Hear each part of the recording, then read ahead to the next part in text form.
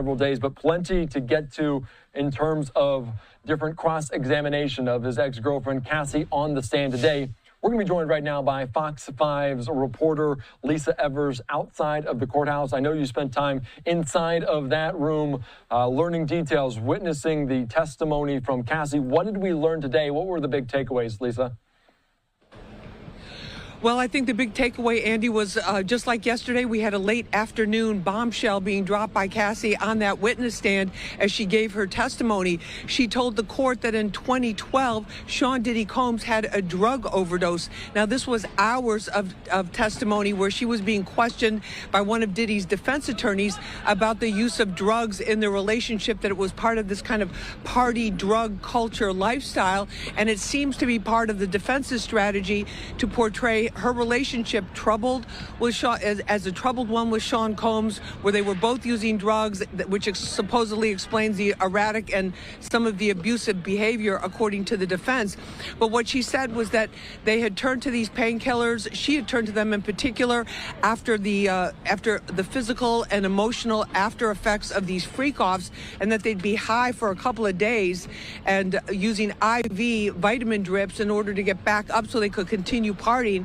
And then on these drugs, and that both she and Combs had these drug addictions. But the idea, she claims that she drove him to a hospital in 2012 because he had OD'd, and that's the first that we're really hearing about anything like that, Andy. But part of the defense strategy to say, hey, were they the perfect couple? Not by a long shot. Was there a lot of abuse? Yes, Combs has admitted that, but it was domestic violence.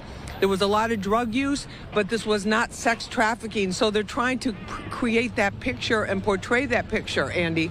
Yeah, it's very interesting because they're going through some of these text messages and graphic in nature because they met when Cassie was 19, Diddy was 37 years old. It's very interesting. Can you detail how their relationship started and how it changed over time? Because as any relationships do, especially over a decade plus, they change. But this one was very interesting. Can you detail that at all? Well, it is, and you're right. I mean, she met him when she was 19. She said today she fell in love with him when she was 21. She was in Miami. He had maneuvered to bring her down there for an event where he was going to be, kissed her in a hotel, and then they went out. And then, believe it or not, while she's 21, these freak-offs started happening. So the relationship evolved, but it was on again, it was off again. They also detailed the relationship she had with Ryan Leslie, a producer and a musician, for about 3 years. He was 10 years her senior. That was right before she got involved with Combs. So there were a lot of relationships and what you might call, what some people call situationships, where they're on again, off again, and then it evolved. And then very soon, by the end of that first year, when she's now 22, she said that he basically took control of her entire life. That was a lot of that painful testimony from yesterday, where he controlled her money, he controlled where she lived, he controlled what she wore, he controlled what she did. Her music career, basically, which had looked promising, and at the beginning when she met him, was on the sideline, and everything was about these freak-offs. And Andy, we got an idea too of the number of them. You're talking about hundreds, she said, hundreds of these freak-offs. And then today with these text messages, you mentioned that. I think it's important to touch on that. A lot of these text messages had, "I love you, baby, I love you," going back and forth. But then the explicit ones were talking about, it was basically love and lust, and to show that she was not, that she actively wanted him. And I think that was a strategy there, because remember, what they're trying to do is sow some doubt in the minds of those jurors who, after that prosecution case, which was presented with surgical precision, step by step, milestone by milestone in their relationship, to sow some doubt in their mind about the fact that she was a victim, and to show that she was a willing participant in this. And a lot of talk today about this drug use, which was rampant.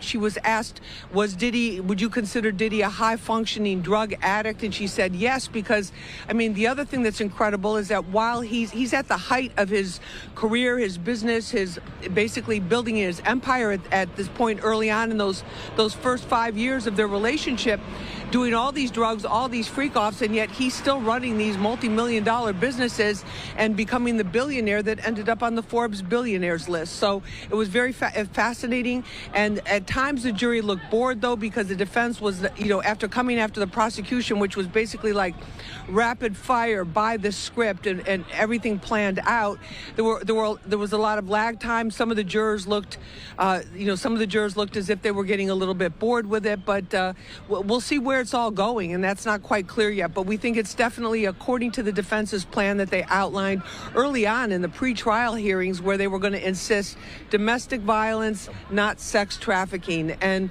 we'll see which side eventually the jury decides on. Andy? Yeah, there is mounting evidence, and this is just really the beginning, the first week of it expected to be 8-week trial. Let's get into the text messages, because like you mentioned, those are so very interesting, and they pointed to one text from Cassie to Diddy that said, quote, "I'm always ready to freak off," relating to some of these sexual escapades there taking place between the two. And it also, Cassie appeared to be upset that they took some of these out of context. Do we see her get frustrated with some of the questioning during cross-examination? Well, I think that the whole thing was, they were trying to show that these freak-offs, which, just to remind everybody, it involved her having sex with another man while Diddy watched. And then what they added to that today, what she said, she goes, yeah, and of course the text messages too were entered into evidence saying this, that after they would have these freak-offs where he's watching her have sex with other men, she says, oh, then we would make love. And I love those sessions. I don't know if you can hear me with everything here, but I love the way we make love after the FOs, which was after the freak-offs. So that was creating a very different picture of somebody who was essentially yesterday portrayed as a sex slave who had very little say in what was happening to her. Here it is, she's saying, yes, I love this. This was our way of doing it.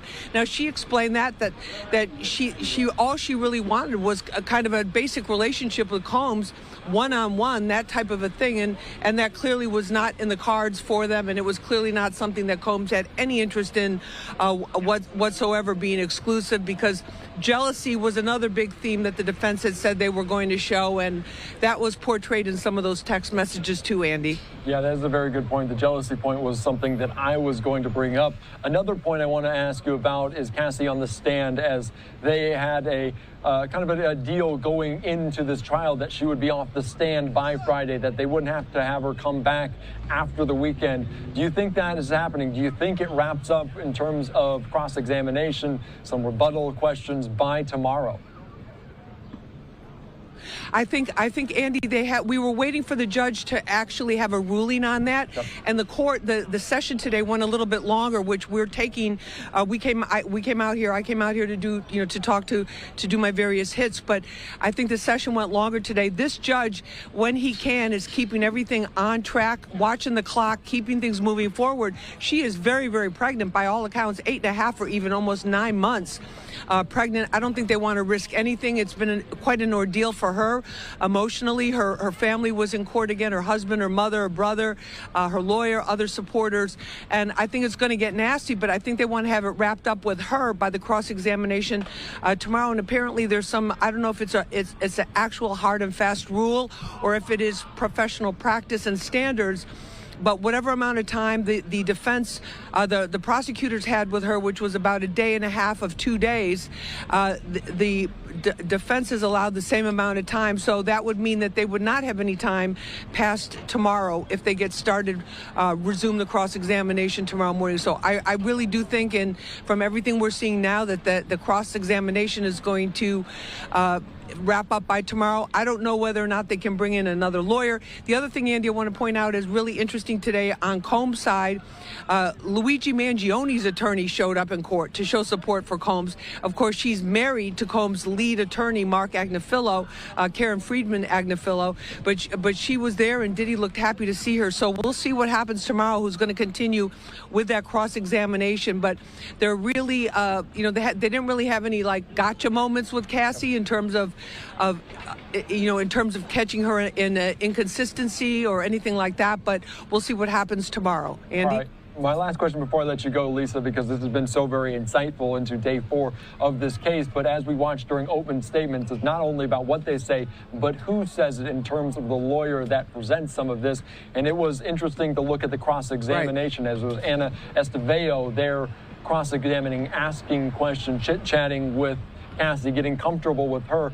How did you view that? What was your perspective on having her be the person to cross-examine Cassie?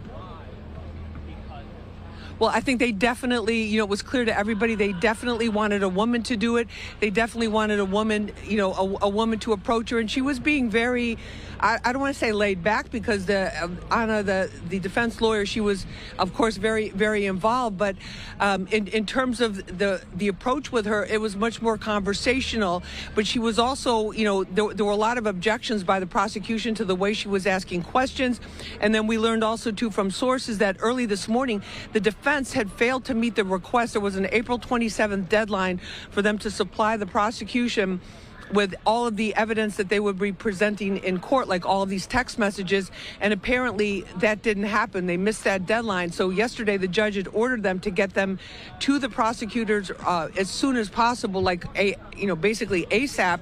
And then there was a dump of reportedly thousands of text messages, or a lot of information for prosecutors to go through at about 3 a.m. this morning. That's how close to the wire the defense is playing it. So that typically is not a good indicator of things that have been well thought out. But on the other hand, defense attorneys will say, we don't want to tip our hand with the prosecutors too much in advance. So that might have been what was behind all of that. But the fact of having a woman do the cross-examination was critical, because the last thing they wanted to do, Cassie is a tremendously sympathetic figure. Her courage, Andy, think about that. Just going up there and talking about these, like the lowest moments of her life, and admitting to, what she did, which is not anything any woman would really ever want people to know.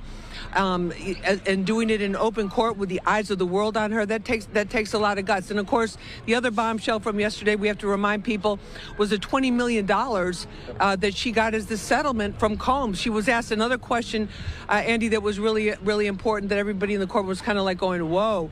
Anna asked her, the attorney asked her, would you say that your lawsuit ruined Sean Combs? And then there was an objection, and then there was a rephrasing, and Cassie said, yes, it did, because it basically did. I mean, his empire, his reputation, everything is totally a 180 from what it was before that November 2023 lawsuit was filed, Andy. Yeah, that's a very good point. Of course, Cassie mentioning that about it, but it's obviously a conversation about, is Diddy ruined Cassie's career, and now Cassie potentially ruined Diddy. So it's a very interesting argument being made there in court. And we just saw the support system for Sean Diddy Combs, his kids leaving the courthouse just moments ago.